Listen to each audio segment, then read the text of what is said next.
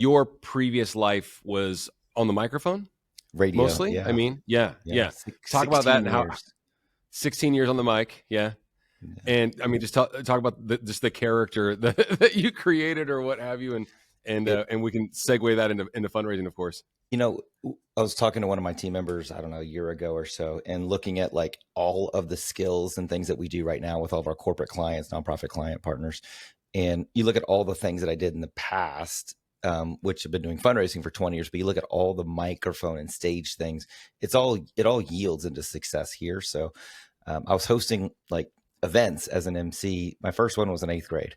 Our 8th grade talent show. Said, I want to do it. Principal said no. I said, come on, Mr. Tompkins. He said no. 3rd day in a row, he's like, you're not going to stop asking. I go, no, sir. Fine. And so after that, I started doing stuff like that. I got into modeling. And then when I was 18 years old, I was already hosting events, and I was asked, do I want to work in radio? And one of my really good friends, Xavier, connected me with an individual at 104 KRB, which is the big top 40 in Houston.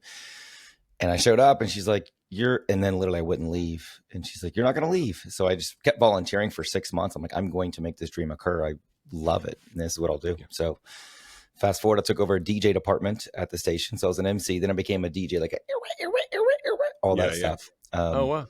Back when CDs were the deal, and took over department there at the station. Then got on the radio on the morning show. My first on-air slot was top 40 morning show, major market 6 of my hometown of Houston. Like, it doesn't happen. It was really like, just, it's crazy cool. Yeah. I digress. And then stayed in that space, started doing fundraising over about 20 years ago, just kind of stepped into that role as an MC and realized I do things a little different. I perform. I'm an entertainer and a performer, then an auctioneer. And we now position as fundraising expert, then a licensed auctioneer, or auctioneer, how that needs to look. And so, but in the meantime of all that, I did professional ring announcing and boxing, like standing in the red corner, weighing in at 195 pounds from Mexico, like hitting the big vocals.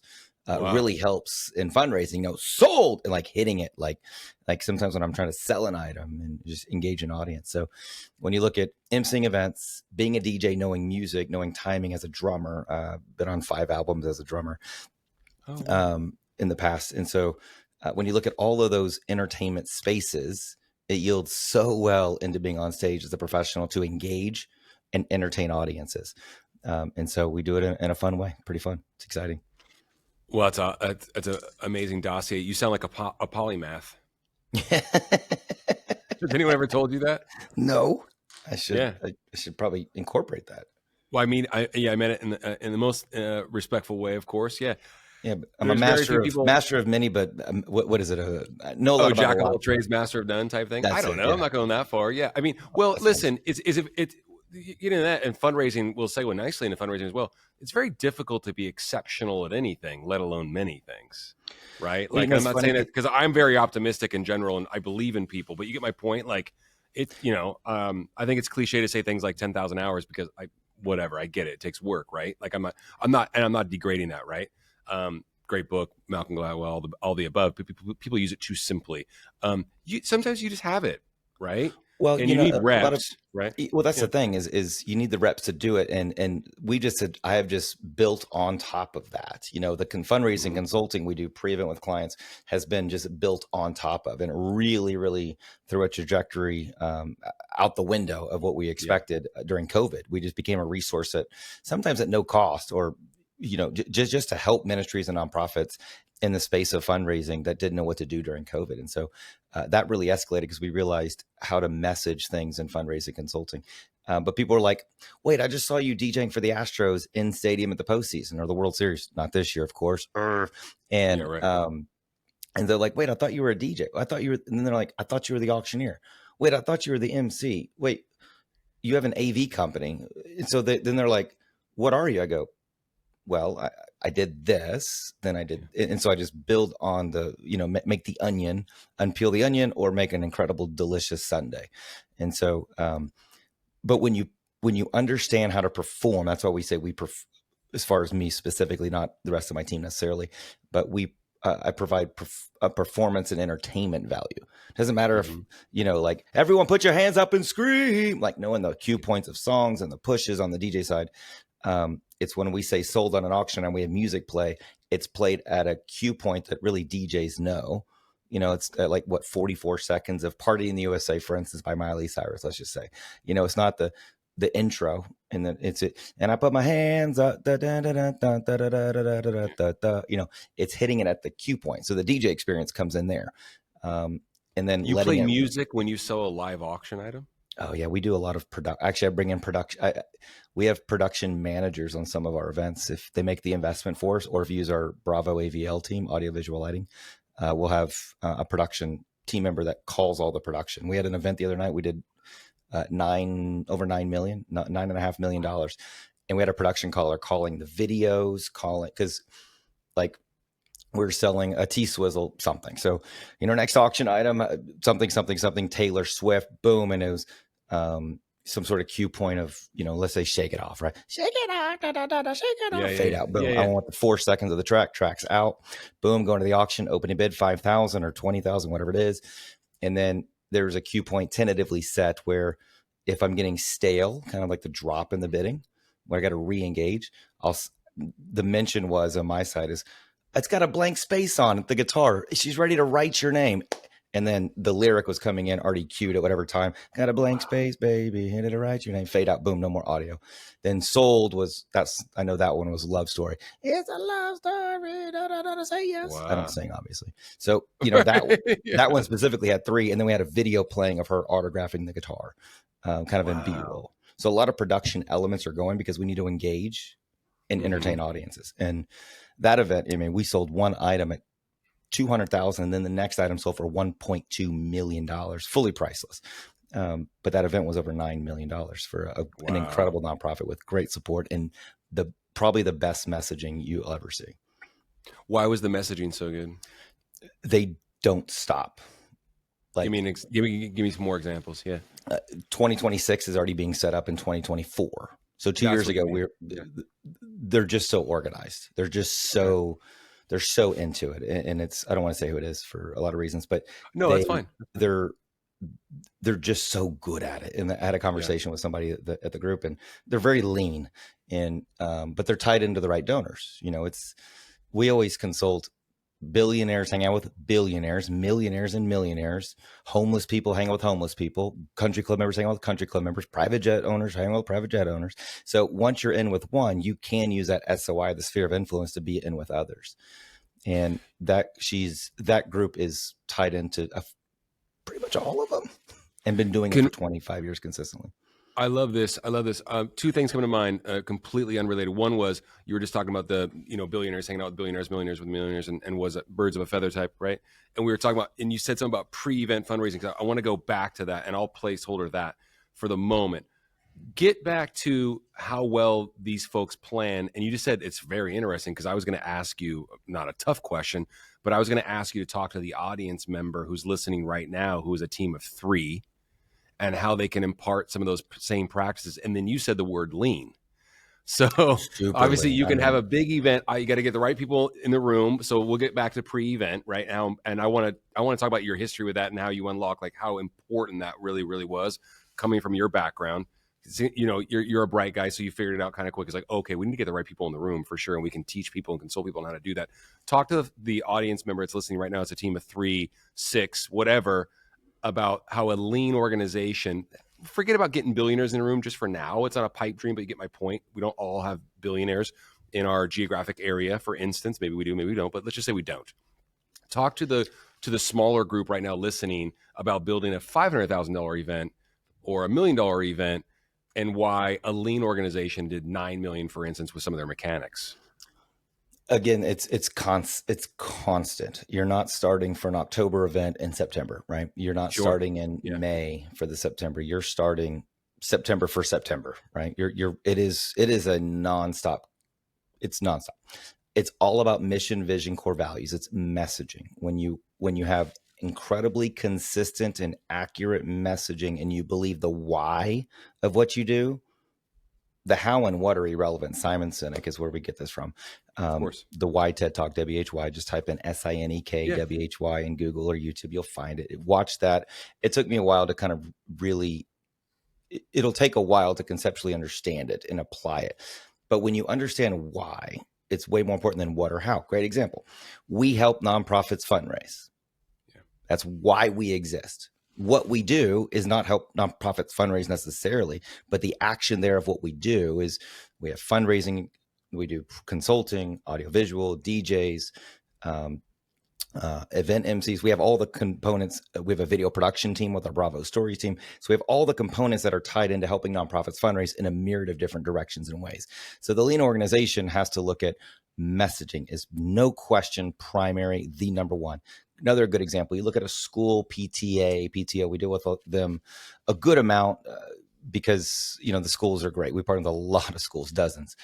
But when you look at the volunteer moms that are what we call well-intended, they're probably highly educated, honestly. A lot of them are college educated. They're stay-at-home moms or they're part-time workers and they're raising their kids and they mean so well. So you have to understand their intention. Like an attorney, you have to understand the intent behind the accident or the thing. And once you understand why they're doing it, you'll have compassion and empathy towards them, sympathy. But let's say you have a flyer for an 80s event. We see this a lot, 80s, 90s event. And it's 80s theme. We're going to have so much fun. Neon. It's going to be awesome. Cyndi Lauper, use your deals, your cutoff shirt, all the things that go with all the cute stuff, right? Saved by the Bell, 90s, whatever it is. Oh, by the way, there's auction items. That doesn't work in the long term of fundraising. A good example there was a very well-known school in a very, very good zip code near where I grew up. I grew up as a poor kid in the nice neighborhood, which was cool. Hindsight now. But this group has a lot of affluency. Moms do it. They did that. I saw their glaring need before we did our consultation. I'm like, whoa, all your messaging is party, party, party, party, party, after party, this. Oh, and by the way, there's like 9 auction items and nobody cares. Everybody's talking. And so I saw their video. They brought us in. I consulted them. I go, guys, y'all have got to change all your pre-event marketing. So we got in front of them 6 months in advance. So that wasn't an issue. So what you did is I went back 6 months before anything went out in the consulting. So nonprofit groups, what you're talking about, Trevor, is focus on messaging. So we said, where do the funds go? Do they help? They help the teachers, the admins, and their students. Okay, cool. So now we know who the 3 buckets that help. So we changed it to say, we're fundraising to something along the lines of we're fundraising to help the advancement of our students, to support our teachers, and to be a resource for our administrators. Okay, that's cool. That's kind of why we're doing it, but not specific. Nothing too uber specific. Power 3. Yeah. Yep. Yeah, of course. Always use a power 3. And so the trinomial effect is great. It works. Our brains are wired that way for the most part. Yeah. And so by doing that, we were then able to unpack the messaging in a rollout of months. Every month we would roll something else out. Your gift to help our students can help us do this, and the success thereof, we have done that. They just were never clear on the success. So talk about what we want to support, then what we have supported. And maybe you put a problem in there. What we want to support, why we can't get it done without you being the hero support. And this is a success story of what we have done. So if you talk about what we need and what we will do, we can do it. Playground. I had a group years ago, over 10 years ago, $25,000 for the playground. The next year, the guy shows up to the event in April. School ends in April or May. Johnny, where's that playground? I don't know. I'm just the guy that we hired to do the job. And he came to me really, he was succinct in his conversation. He was really rude, but I didn't understand why. So I just let him talk. I was like, wait, aren't you the one that spent $25,000 for the playground? He's like, yeah. I'm like, so I brought the people over. What happened? Oh yeah, we didn't get all the money yet. I'm like, oh God, guy's highly, highly wealthy. Not even he's your guy. He's the guy. He's the peacock or the pragmatic in the whole event. And I'm like, you haven't done anything. And that was never communicated. I don't think I asked this specific question. Now I know to. He didn't give anything. He sat there and was just crossed arms the whole night. Didn't bid, didn't help. Just wanted to prove a point. Yeah. So now he wasn't thanked or engaged, obviously. Yeah. Obviously, there's no donor cultivation. So if you look at that on the lean group, thanks for bringing that up, Trevor, if you look at a lean organization, donor cultivation, stay with them, find their birthdays, get some wealth analysis software.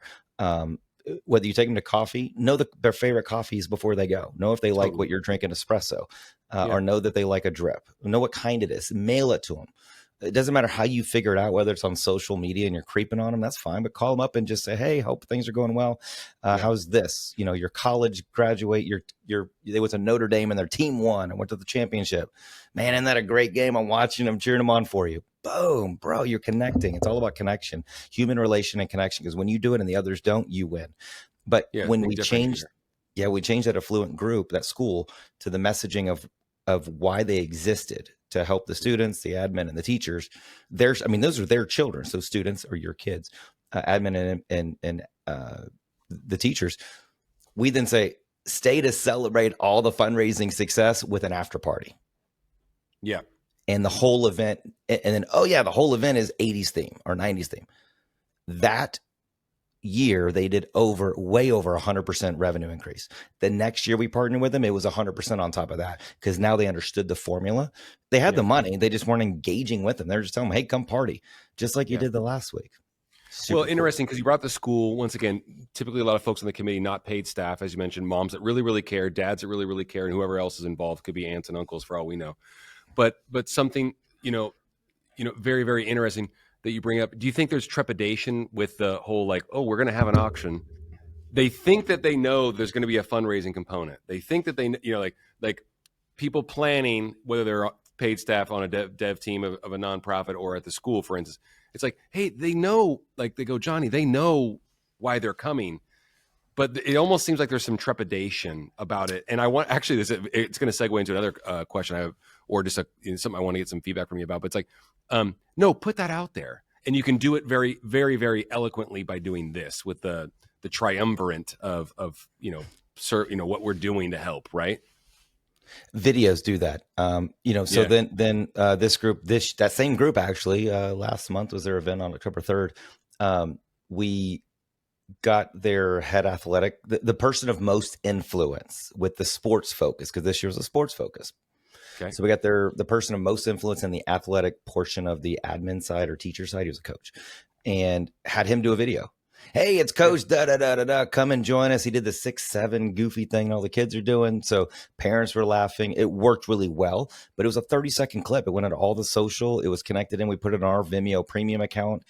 We put it on their YouTube as an unlisted. People watched it. The views were great, but it also highlighted the live auction, and it promoted the paddles component of the why gift. So give donors and give to get donors are different. And so he was talking about that with the messaging. We scripted him, and he crushed it. And the mom did it on her cell phone. One of the moms went and got on her cell phone, did it horizontal, not vertical, and filmed it. It was just fine. It didn't cost him anything. It took 2 minutes of the coach while he's at practice. Football players are behind him. Like, it told the story visually. So it worked, but videos is a great way to do that. But you can't, and you have to promote the live auction items as well. We do live auction introduction videos, kind of going back to what we talked about, aforementioned earlier. Sold $50,000, bidder 50,000, bidder 5. Our next auction item, an incredible experience to Cabo. Turn your attention to the screens. Boom, lights dim. Audio rolls or video rolls telling it's already introduced. I'm able to then to take a breath, drink some water, read the item, see where you're on time, keep all the messaging correct, even do a highlight of a message out of it. And then video ends, lights come back up. Next auction item, incredible trip to Cabo for seven for how many? 7. That's right. Here we go to help to keep people safe. Let's get into it. Right. Open a bid. Right. Boom, roll. So videos help that. And you can let some of those videos be pre-event promotional. Just to get, because you need 3 bidders to get to your perceived valuation of each item. Sure. We've been big adopters of video early on for live auction preview, of course, pre-event and what have you. And I love, video is obviously the win. I mean, I'm talking to a retired radio guy. Video is the win right now. And there's always someone that your organization has affected, or that's within your organization, or all the above, that is okay in front of a camera. Like you're talking about the high school coach or the school coach or what have you. There are people that, like we mentioned, that are magnanimous, that are outgoing, that can explain the mission, that have a good time with it, they can do the dance, all that stuff. You can always find someone to do a sizzle reel, is what I'm getting at. You know? No matter how big or how small your organization is, and it's super impactful. I think it's massive. Hey, this will segue nicely back into what I put a placeholder on. You're big on pre-event advertising, messaging. Love it. And we're sending that one home for sure. when did you, because you started as an MC, you said, and you're starting to figure things out. As I mentioned, you have a very interesting approach to this in a great way and an intelligent way, thoughtful with all of the background.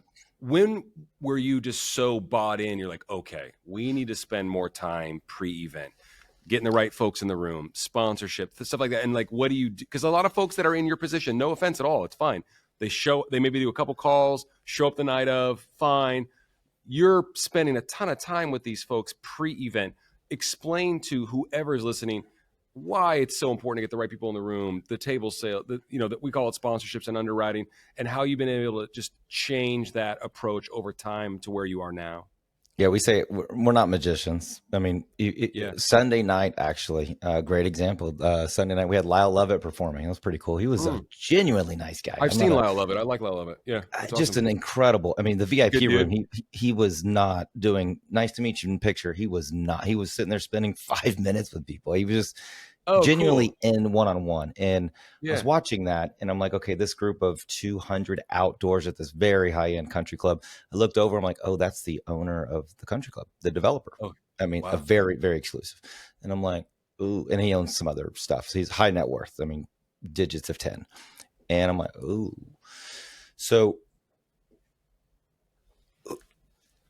when you get the right people in the room, you have the chance and opportunity to get to your goals. So when you do your pre-event, we look at relevant messaging, pre-event consulting. You got to get relevant messaging to your mission, vision, core values. Get that nailed down, get your committee on it. Anything you post is on it. Even on the text the night of, say 10 items left, bid now. No, that's a fail. Let me interrupt you really quick. You just said, get your committee on, and I'm interrupting you for a reason, Johnny, because a lot of folks go, they'll say, "Oh, we can't get the committee, or we can't get the board to do fire them." And I'm fire them. Well, fire for sure. Have the difficult conversation for sure. It's absolutely That's an easy conversation. But also give our early answer is tell them what you want the messaging to be. So you remove any doubt, right? Have them agree. Have an agreement, just like your board members. Yeah. Okay. Sorry, I get passionate about it because and we're the same, brother. But it comes up inevitably in every conversation that we have, right? Whether it's a live webinar or the pod, any guest or anyone that we get the opportunity to ask us questions. Always, I can't get our first answer collectively is tell them what you want them to say. So you remove any doubt, correct? I mean, you're talking about messaging multiple times. Yes, but when you look at what we do on the consulting side on the relevant messaging is once we've identified the relevant messaging, which most groups already have in their mission, vision, core values, just needs to be tightened up, said in an elevator speech and not the way you have it written, which isn't wrong. That then is shared with anyone that goes on the microphone. If they are not going to or able to with certainty, not questions, not hypotheticals, not hope, with certainty to speak on those 1, 2, or 3 relevant messaging points towards a nonprofit or ministry, they're not invited to speak. That's it. Video provides certainty. You know exactly if a video is 1 minute and 42 seconds. How long is their speech? 1 minute, 42 seconds. Bill's going to go up there and he's going to be quick. That's not certainty. Bill's going to be quick is 5 or 10 minutes. You don't have the real estate. Yeah. So sometimes you have committees, you have subcommittees, you have board of directors. Your board of directors should have contracts on a 1, 2, 3, however you want to structure that, on an odd number, not an even number, 9, 11, 13, 17 of voting members. But your committees should also have an agreement. If there's an agreement that your committee is going to buy tables, purchase a table, provide an auction item, provide 2 auction items at a valuation of minimum of X, $500, whatever it needs to be. The committee members should be on as well. When they post on social, once you've identified the relevant messaging, you have them share relevant messaging. Like not share the post from the nonprofit necessarily. That's fine. But they also share. So like your text at the event, pre-event, bid on the silent auction items. No. Let's say you're helping keeping families safe, which was one of our events, one of our 7 this weekend fundraising events, 9 fundraising events we had this weekend, is helping to keep families. Do you want to help keep families safe? Do you is very imperative. I'll tell you why in a second with lexicon. Do you want to help keep families safe? The answer is yes. Bid on these auction items to help us, and you get great items. Way more impactful than bid on these items. You're begging, hoping, right? If you ask the question, do you? Your brain, all of our brains are answered and wired to answer questions. So if you ask me, do you? Yeah, I do. Well, then, okay, I might look at the items. It'll help transition that over. Yep. When you look at the committees, just move out of it. And sometimes you have 3 or 4 committees. And if you have 3 or 4 different committees, I don't know, auction chair, all those little things, if they're not living up to it, you have 2 of them on purpose. Go to the second one. Yeah. And if they're not, I love that. Then they're not on board next year. And that's okay. Look, a lot of times events will say, Johnny, we have a spotter for you, not a ringman, not one of our auctioneer ringmen, but a spotter. Well-intended volunteers, a lot of groups I could do by myself, not a big deal. The other night we had an FCA event. Bethany Hamilton, was it Soul Surfer or something? She had lost her arm. She had a big movie about her 20 years ago. Yeah. She was great. But there were a lot of high school kids there for this Christian athletes thing. And I'm looking, I'm like, oh, like 4 or 5 of these little girls are just like, they're introverts and shy. They're not going to stand. So I'm like, look, guys, I know you want to help out and that's awesome. Are your friends trying to pull you in? But if at some point you just sit there and like, I'm not doing this, it's totally fine. Cause I know you want to help. It's okay for you to sit down. It's okay. Yeah. If you're going to feel awkward and help, don't feel like you have to. It's not an obligation, but that's where you're going to have the conversation with those committee members. It's okay to step off. If this is something you didn't, you have different things going on in your life, or this is something you can't commit to on timing, resources, whatever it is, time, treasure, talent, any of that stuff is not available. We understand, but let's know now before we get to the night of, or the week of, or the month before, where we're not able to, because we all have the common goal to fundraise toward X.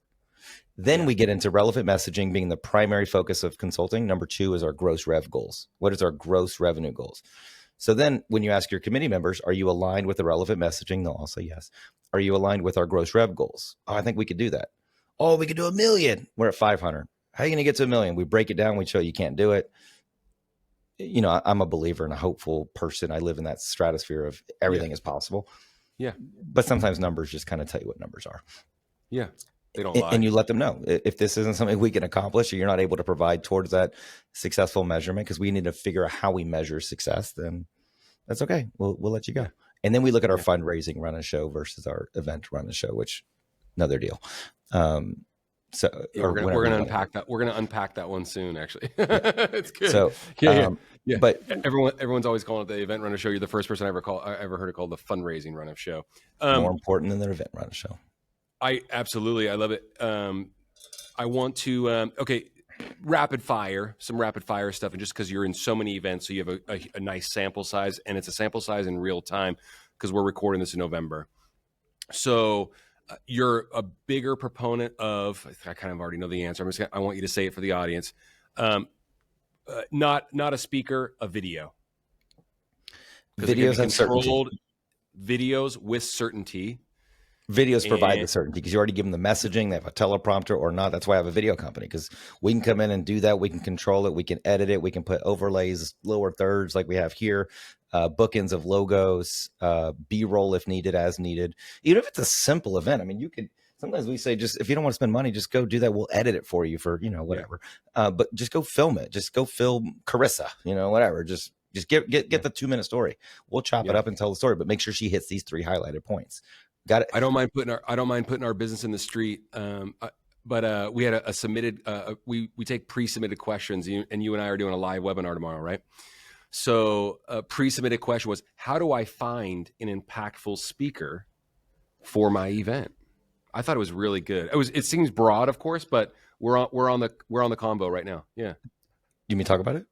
I do. Oh, great question. So I would first find someone that has but has strong influence over the guests and donors. Guests are intentionally stated and donors is intentionally stated.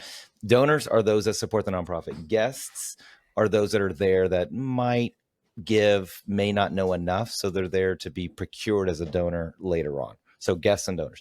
So we had a group, this was kind of odd, and I didn't see it. I didn't understand it pre-event in September this year. But when he started speaking, I'm like, oh, now I get it. I wasn't aware of this background, so that's why. Big time Super Bowl champion Mike Singletary was the speaker, and I was like, oh, that's cool. I know the name, Green Bay Packers, and so he gets up and he speaks so on brand for the ministry. Wow. I was like, he crushed it, like absolutely annihilated. We did the fundraising, then we had him speak. Nobody left. Love it. But how do you find somebody? Speak later. Yeah. Nobody's gonna leave. We'll talk about that. Yeah, I want to again. hear that. It's so much I to want to hear unpack that. there. Yeah, I've been on yeah, yeah. consultations all day. That's been a Yeah. primary driving force. Interesting. So, but find somebody that has connection to the mission, vision, core values. Okay. Tim Tebow hits the circuit. Tim is awesome. He speaks so good. He gets you charged up, but he does it before the fundraising. And he speaks for an hour. Wears your audience out. Love him. I'm not saying anything negative. That is not coming out of my mouth that way. But I'm just using him for an example. So like 15 minutes into a speech, he literally, and I wouldn't do it. And I know most speakers won't, and I don't do it. So I wouldn't recommend him to do it. But if he would stop at 15 minutes, I had a dinner with him. I told him this once ago. If you would just stop like at 15 minutes, I can go fundraise and bring you back up and you could do your inspirational charge, rah stuff, like with the bloody helmet and all. I mean, that works. I'm not saying you should do it, but find somebody of influence, whether they're in market, they're a CEO locally, sometimes they're just the testimonial. That's enough. That's graduated from the program or what have you, or exactly. Yeah. 100%. You got it. Yeah. And so they have to have influence over the audience. That's number one. And they have to be connected. Like they have to have influence, then they have to be connected and speak about the mission, vision, core values. So once we have identified if we do our consultations with them, or if they do our consultations with us, really making sure they book them, and they speak about those components, we then can fundraise around that because it allows your recap to have fundraising opportunity. It has to set up, in this case, your 2026 component. And you just have to set up your next year. Sometimes, if there's a bunch of managers that you can book through and booking agents. Here's a cool trick. Years ago, when the Astros won the World Series, I was friends with. I'll just say, I guess I'll say who it is. Roger Clemens should be in the Hall of Fame. I'll leave that there. Yeah. But I was friends with his wife Debbie, and she had a clothing line, nonprofit. She's awesome. She's actually a scratch golfer. So we were buddies. I was on the morning show at 104, and the Astros won the World Series in 2005, got swept by the White Sox. That was fine. We weren't qualified, but it was cool for the guys. Roger was pitching that night. Roger never talks, does an interview day of. Never. Day of, night of, never done it. Red Sox, Yankees, Astros. Well, he's not known to. He doesn't want to. So we had our scheduled call with Debbie that morning at 7 a.m. on the morning show. Everybody loved hearing Debbie, especially when her husband was pitching. So I hear him in the background. I'm like, well, Debbie, what does Roger like to eat, especially tonight? I mean, he's going to be pitching in the World Series, starting pitcher for the Houston Astros. What's he eat? Power pancakes. Oh, what is in that? She talks about it. And I hear him in the background. Debbie, ask Roger if he likes those power pancakes. Come on. Hey, Roger, do you like these? And he gets the phone. And he starts talking. I didn't go through the booking agent. I went through his wife that had a nonprofit. Yeah. So that's a great strategy to get speakers. Even then you could just, but you could cultivate that relationship the right way. Sometimes through your committee members, your board of directors, sphere of influence. Hey, does anybody know so-and-so? Okay, great. Oh, I think they have a nonprofit. Utilize that arm, not the sports organization or directly to them, because then they're going to want it. There's a lot of superstars out there. When you look at a speaker, I'll wrap up with this, I guess, unless you have more, is you want to hire a speaker for 3 reasons, or partner with them. Hire, partner, what do you want to do? Pre-event sales. Do they help you with pre-event sales? Sponsorships, table sales, get butts and seats, people in the room. That's one of the reasons, not effectively in this order, so don't hear it that way, but one of the reasons. Number 2 is, do they help your night of fundraising? Like if Tebow were to quit, let's say if Tebow were to take that pause, again, he shouldn't, he's not going to, not a question, just talking out loud for perspective. Pre-event, he is incredible at sales. I don't think I've ever seen somebody so effective. He has a rate. He makes it rain coming in. And then night of actually helps as well, because he gets the right people in the room and does their speech charge towards that, because on mission, vision, core values. And then does it set up your follow-up, and then 2026, your next year's event. You can't just have the one-off and have Tebow and then next year go back to testimony of Josh and Michael that went through the program. I love it. We could talk about setting up the next event for an hour. I'm going to save that. I'm going to table that for another conversation. We could do it tomorrow. You said something, and maybe I misread it, but I want to be polite with your time, and I'll kick you out of here in a sec, Johnny. And I appreciate you being so polite with your time for the audience, because this is awesome. And rapid fire the whole time. It's been fantastic. So, I was drinking 2 shots of espresso while we were talking about it. But hey, you mentioned if Tebow, for instance, and you mentioned in 2 different examples, if I could fundraise first and Tebow could talk later, Yeah. that would be best. Okay. Or 15 minutes and then 45 later, or what have you. Now, are you consulting folks to do your fundraising first and then the speaker after? Certainty. Are you doing that 1 minute, 42 second, video with certainty after? Are you doing it before your fund? Kind of just get in the weeds with that, just so I understand it and the audience does too. When you look at videos at an event, you want 2 videos, theoretically. Okay. 2 videos. You want a what video, which is Wikipedia about us, what we do. Okay. Number 2 is you want a why video, right brain emotion, storytelling. Why? This is Bob. Bob went through our program, and then Bob tells a story. Sometimes gives you some right brain emotion into that. Not, this is Bob. In 1975, he was born, and Bob had 9 this and got a 42 on this and all this data and analytical left brain CPA stuff. No, that doesn't work. Bob went through our program. Bob was ready to take his last breath at 9:00 on a Sunday. Went to church that morning. The gun didn't go off, and he woke up Monday. And when Bob woke up, he looked over and he saw his daughter. Bob realized he had a reason to live. And you go, so that right there, you have that story, I just made it up. Okay, but you felt my emotion, because I do this a lot, but I feel it. I know it's there because people are connected in the audience. I put my sympathy, empathy in them, from them. I get that from them. But if you go in and tell the story of Bob was really, he was, and you start giving a lot of left brain data. I'm not in that space mentally, but if you go to the right brain story, you'll always remember how you felt, right? That whole line there of how you felt, the story, the visual. Because when you tell a visual of what's going on and tell that story, they'll connect. Then you come out of that video. Let's just say that's the video. Mm-hmm. My tone, like Sarah McLachlan, not Guns N' Roses, nice and calm, arms of you. Not walk out down the job. I got to come out of the video of the same tone the video was. So let's just say that's tone with Bob, woke up Monday morning, saw his daughter, had a reason to live. I come out, whether I've been introduced or not, our team, whether we've been introduced or not, it's irrelevant. I don't do it. Guys, that's why we're here to fundraise. We're here to fundraise tonight for mission, vision, core values, because Bob needed hope. Bob needed help. And you here tonight, by being here, you're championing that, but you're also here to inspire others that they don't have to go through that as well. So tonight, will you make a one-time gift or more of $25,000 or whatever the X is? Just go straight to it. So you go right into fund a need.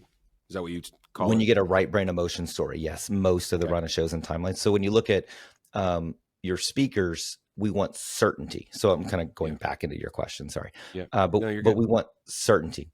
We know no one is going to leave until the honorees have been honored. No chance. We know no one is going to leave until Lyle Lovett performed the other night. So we put him after fundraising. Got it. And they wanted 500,000. Last year they had some cowboy guys, which are great. Just some cattle auctioneer guys, which are nice guys. They're wonderful. This year they wanted about 600. I don't know if I'm allowed to share that. Just to justify different things and investments. We did over 1.2 million, and that 350,000 of that easily was quantified by knowing how to fundraise with the audience night of things I shifted with a match gift and how I messaged it and how I told story out of it from the guy Carlos in the video that we were highlighting. Same thing, literally the same thing. So you want certainty. You want certainty. They're going to give you the time and they're going to speak on brand and on message. Honorees, a lot of times, one of the consults this morning for a group in April of next year, that's how far ahead we are. They're doing the honorees at like 9:15. Let's be done with the fundraising at 9. No one's going to leave until the honorees are done. Honorees and awards. Yeah, having attention to the detail of the time with folks' time, attention. Of course, like you said, if you have a Lyle Lovett, no one's going to leave until after he performs. I sure wouldn't. So, no, it's good. Right. God, there's so much. Like I said, there's so much to unpack. Did I answer that question well enough? There was something else I think you asked. Well, it just struck me where you said that multiple times. Where you're like, if I could fundraise before Tim Tebow spoke, that would be good. And I actually think people think about it the other way. They're like, no, we want Tim to speak first, and then we'll wait for the fundraising. And I think, you uncovered it.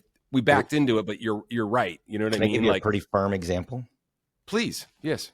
If you've been married or know someone's been married, you know the process. Okay, let's just go with that. Yeah. Here's what we like to share, and let's say he gets down on a knee. Let's say you're at, let's say the house, his house, the house you share. I don't care. A park, whatever. Just go with whatever visual you got there. He gets down on a knee. He rubs your finger. I rubbed my wife's wrong finger 17 years ago. Got no That's game. awesome. She's like, oh, dang it, wrong. I was counting 3. Anyways, I digress. I think it's my left hand, man. It's my left hand, man. Dude, Come on. Yeah. Dumb.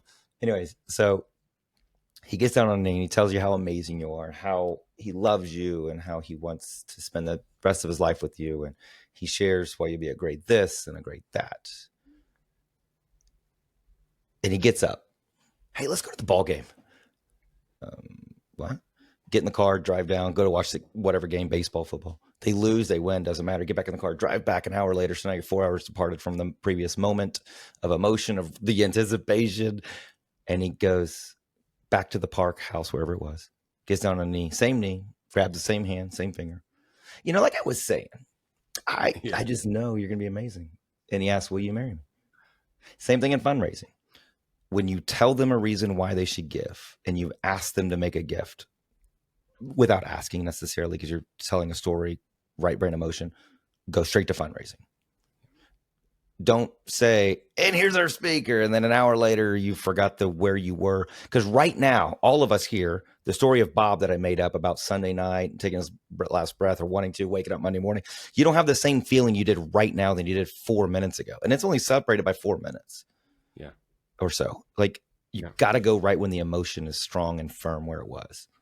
And don't do it too late. We call it back end fundraising. Don't go back end fundraising. You go back end fundraising. Let's say your program is doors open at 7, programs over at 9. The 8:45 or 8:55 fundraising is not prudent at all. Mm-hmm. Give them a reason to give earlier in the night. Another metric we look at is don't fundraise past your major donor's bedtime, sedentary component of the circadian rhythm. So don't fundraise past your major donor's bedtime. It's 8:30 on a Friday, then maybe they can push it to 9 because they've been drinking, having fun into the week, or they're more tired. You got to know that. Yeah.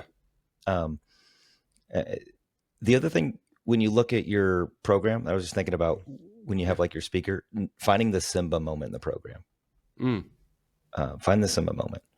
I love it. And again, everything is with certainty. Lion King, Simba, find that moment, and that could be identified in messaging. And that's where you ramp everything into that one moment. Can I tell you an example? Share one. I want you to, please. I was going to ask. We actually have this event next Tuesday, but 2 or 3 years ago, they were doing a thing for a group. Portion of the proceeds were going specifically towards like stem cell treatments and things like that. So, kind of leave your opinions there, if you will, for the content. But for this group, they said this young man was paralyzed, waist down, can't walk. But from this treatment that he had received, he's almost able to walk. I'm like, when did it happen? He was a teenager. So let's say he's 18 or 20 at this time. I was like a year ago or something. It was relatively soon. Mm-hmm. He's been taking this treatment for a year and he's maybe able to walk. Where is he? Oh, he's in Louisiana. Can we get him there? No. I don't think you can afford to get him there. Can we get him there? It would have cost like $300. I'm like, oh my God, are you kidding? Get him here. Jeez. Yeah. So they got him there with a family member. Yeah. I said, we need to build a ramp for him to get up there. With his wheelchair, I said, no, for him to walk. She's like, I don't think he'd be ready to walk in a month. I go, I bet he will be. So we wheeled him up to the stage, which was fine because this is what happened. So we tell the story the whole night. Here's where we're fundraising, why we're fundraising, mission, vision, core values. We go through it, talk through it. It's an outdoor event, like a shooting deal. So like these are dudes that are just out there just shooting stuff. I mean, they're high net worth guys. And so the young man gets wheeled up to the front of the stage, like up the ramp. Yeah. And I said, wouldn't it be cool if you could see in person how your gifts change the lives of others? Something like that. He stands up and he throws, just like Forrest Gump kind of stuff, throws the arm things up and starts walking. I mean, I was crying. Heavy. The men in the room were like, he's walking for the first time. Because we had the doctor before that. His doctor was there, surprisingly. That was the other moment. His doctor was there, surprisingly, that he didn't know, saying how he was paralyzed and how we projected he would never walk again. Wow. Based on, whatever the accident was. But he starts walking like 3 to 4, 5, 6 feet. Standing ovation was natural. Simba moment. The fundraising was through the roof. The capacity was in the room. At that point, you're like, okay, that works. Yeah. So find the Simba moment in your program. I love it. Certainty. You want certainty. That's really funny you brought that up because that's been in my mind a ton lately. It's really, really interesting. Breeding certainty in others. That's a gift. It can be done at fundraising events, and that's a term that's not used enough. It's very, very funny that you bring that up. Going back to the lean component real quick, maybe not real quick, but when you go back to like the lean organizations and the lean organizations, how do you get the right people in the room? We talked about that. I don't think we put a bow on it that was good enough. And so here's another thought. Let's do it. Let's say you get a corporation that says we're going to sponsor, and because of sponsorship, they by default get a table. But the C-suites don't want to go. They're not going to go. They don't want to go. So they just give the table to the mid-level managers.